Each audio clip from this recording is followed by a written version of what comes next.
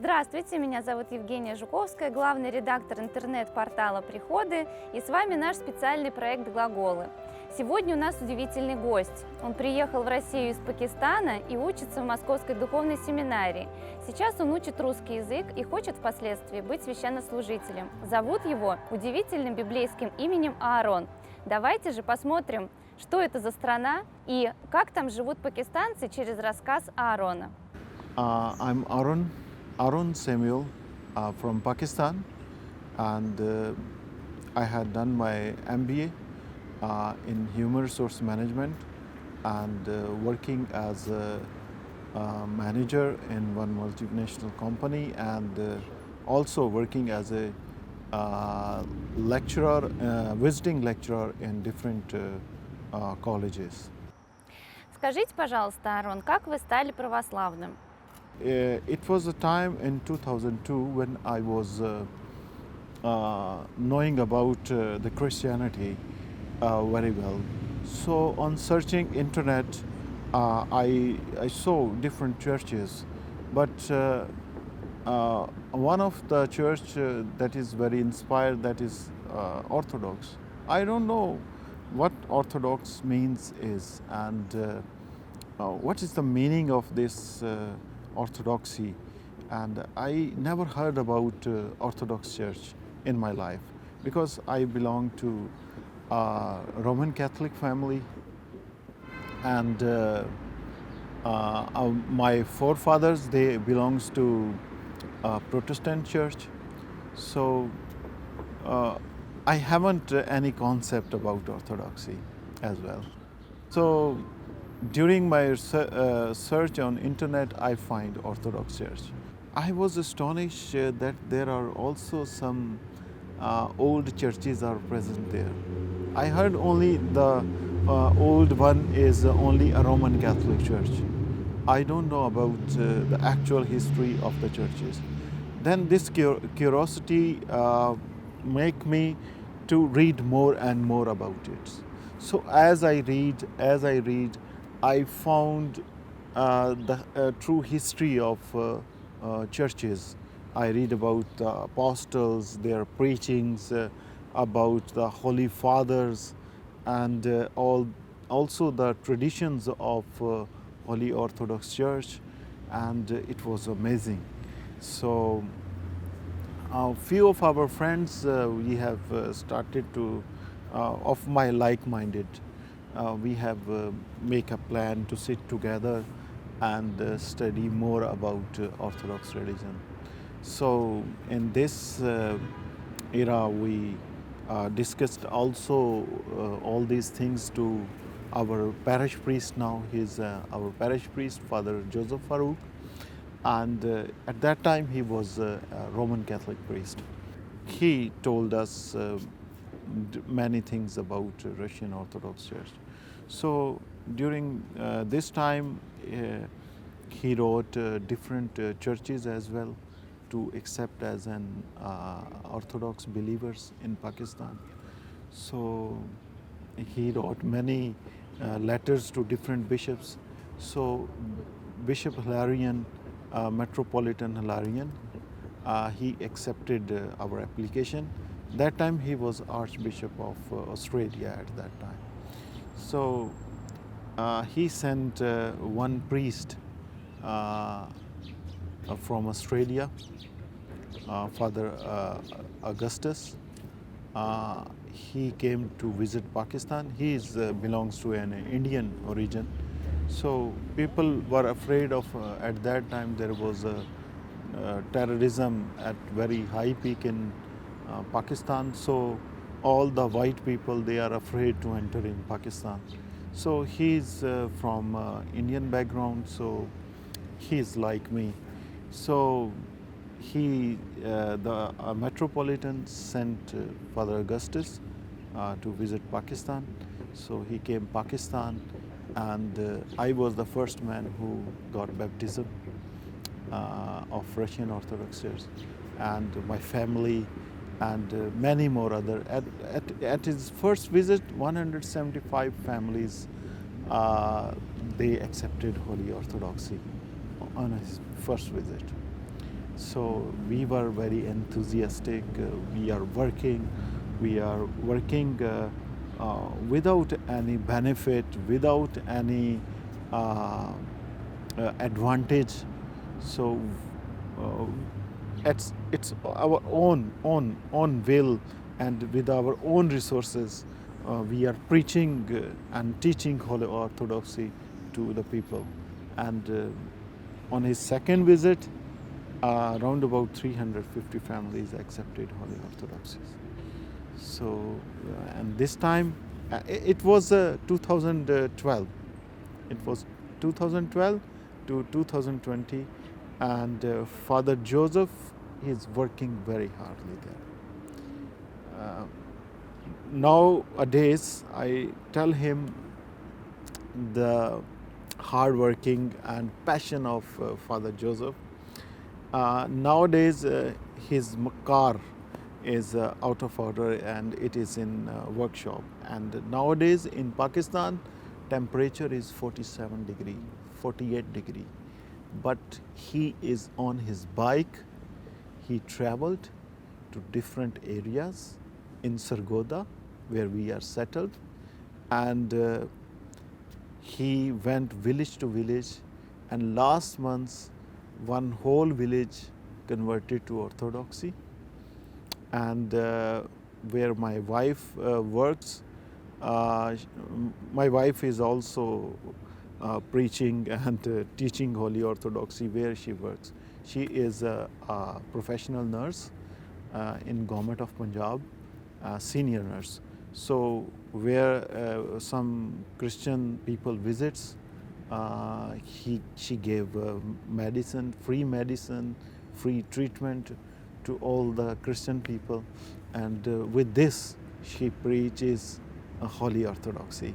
And last week, 8 new families through her preaching converted to Holy Orthodoxy, and Father Joseph baptized them last week. А как устроена приходская жизнь в Пакистане и как пакистанцы могут стать священнослужителями? We have lack of resources, we have no church building, nothing else. So we need a church, some schools there where we can teach to our children in a school syllabus, catechism, and we need urgent basis on a Russian Orthodox Church in Pakistan as well. So this is my request to all my Russian brothers and sisters in Russia also, to help Father Joseph and Russian Orthodox Church in Pakistan as well. So Russian Orthodox future is very bright there. So when I will be returned after completing my theological studies, I will serve in Islamabad, the capital of Pakistan. So in future, the head office is still in Sargodha, and the other parishes we established in different. So also we established this in Islamabad for our Christian peoples in Islamabad and Rawalpindi, and also for our international people who live in Islamabad also. Арон, а как вы оказались в России? Что вы здесь делаете? Experience of my studies in St. Sergius Labra in Moscow Theological Seminary is very spiritual, and in living there, it's completely changed my life. So every day I visit St. Sergius church and say my prayers, and many people from Pakistan, they send their requests and ask me to say our wishes, our problems to St. Sergius. So it was many miracles happen after the prayers which we performed. I performed here in front of St. Sergius relics. So I have a very strong belief in Saint Sergius, that which prayer I asked him, it was fulfilled, and I hope. And our parish name is also Saint Sergius Radonesha Orthodox Church in Sargodha. And our mission name is Saint Michael the Archangel Mission in Pakistan. So my first year here is for learning Russian language, but unfortunately due to coronavirus COVID-19, my whole year was destroyed. I studied only 3.5 months. But next year I hope I will be capable to speak Russians like you. Maybe better. Now, within 3.5 months, I am capable of reading Russian language. I can understand Russian. I can speak little and understand Russian grammar well. So I hope with continuous practice within 1 year, I was able to speak, write, and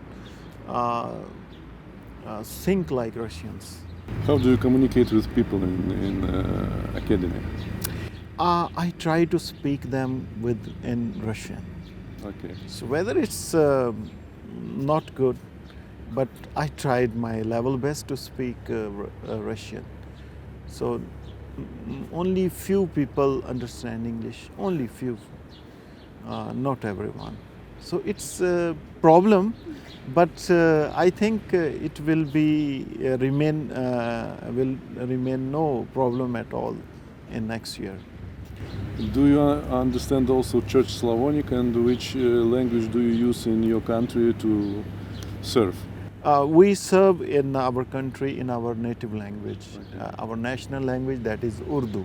Mm-hmm. But our native language is Punjabi. Mm-hmm. So Church Slavonic is, I think, not possible there in Pakistan. People are not well educated there.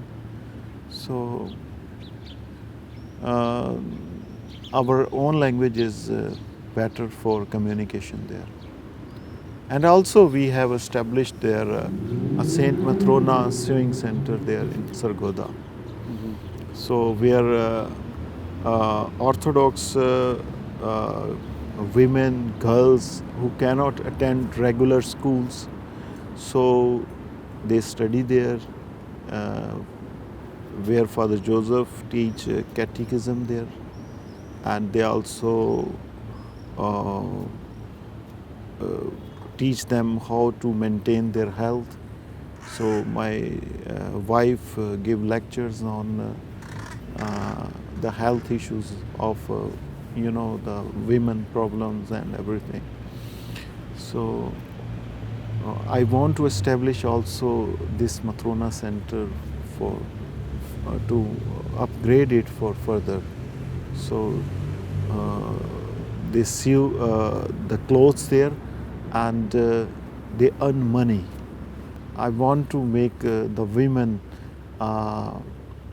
self-made, so they can help their families, their children, and give good education, give good food, and good residence to their families.